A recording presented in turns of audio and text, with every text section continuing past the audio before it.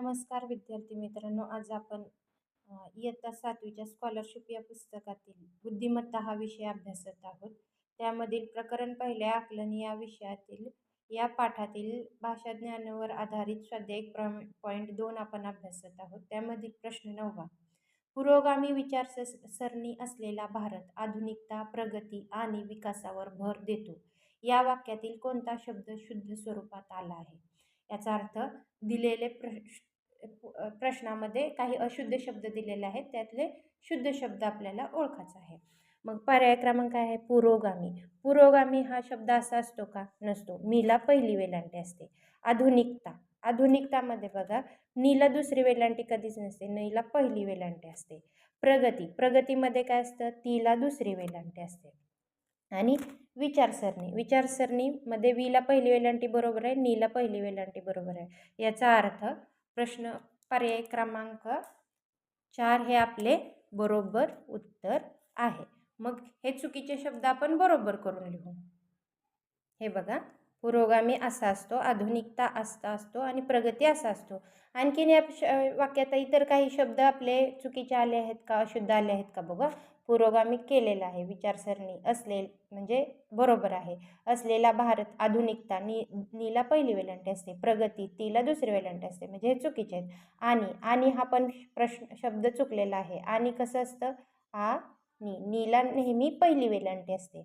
विकास हा पण विकासावर हा पण शब्द चुकलेला आहे. विकासावर कसा असतो? वला पहिली वेलांटी असते. विकास, विकासावर असा शब्द असायला हवा. भर देतो या तर आपल्याला चुकीचे शब्द, अशुद्ध शब्द समजले, शुद्ध शब्द कोणता आहे हे समजले. आता प्रश्न 10वा. कादंबरी, कुचाळक्या, कैवल्य, कृपासिंधू, कर्म दिलेल्या शब्दांचा आकारविल्हे क्रम पुढीलपैकी कोणत्या पर्यायात आहे? आकारविल्हे म्हणजे अ, आ, इ, उ, ऊ या उच्चारानुसार, साऊंडनुसार शब्दांचा क्रम, म्हणजे आपण इंग्रजीमध्ये अल्फाबेटिकली ऑर्डर म्हणतो. ABCD नुसार लावतो तसं. मग आता बघू आपण. आपली 12 कडे असते, कशी असते? क, का, की, की, कू, कू, त्यानुसार हे शब्द लावायचे. आता प्रश्न काय आहे? कादंबरी, कुचाळक्या, कैवल्य, कृपासिंधू, कर्म. क, का, की, कू नुसार जर आपण बघितलं तर पहिला शब्द काय येणार? कर्म येणार का नाही? कर्म. क, का, की, कू. नंतर क नंतर 12 कडीत काय असते? का असते. का कुठं आहे? का वरनं काय आहे? कादंबरी. त्यानंतर क, का, कीचा शब्द आला आहे का? नाही. कूचा आला आहे का? बघा, त्यानंतर क, का नंतर कूचा कुठला शब्द आलेला आहे?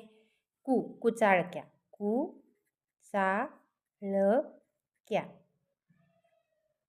त्यानंतर क, का, की, कूचा आलेला आहे का? आणखीन केचा नाही, कै आलेला आहे. परंतु सिंधू म्हणताना दुसऱ्या उकाराचा उच्चार झाल्यासारखा होतो ना, म्हणून कू नंतर हा शब्द घ्यावा लागला आपल्याला. सिंधू. आणि नंतर क, का, केचा तर आलाच नाही, कैचा आलेला आहे. कैवल्य. मग बघा ह्यांचा क्रम काय आहे? कर्म किती नंबरला आहे? ईला. कादंबरी किती नंबरला आहे? इथं लिहू आपण. कादंबरी किती नंबरला आहे? अ नंबरला. कुचाळक्या किती नंबरला आहे? ब नंबरला. कृपासिंधू किती नंबरला आहे? ड. आणि कैवल्य क. मग काय क्रम झाला? इ, अ, ब, ड, क. इ, अ, ब, ड, क कुठं आहे? इ, अ, ब, ड, क. इ, अ, ब, ड, क. इ, अ, ब, ड, क. पर्याय क्रमांक 4 मध्ये आपल्याला तो पर्याय भेटला, म्हणून उत्तर काय? पर्याय क्रमांक 4.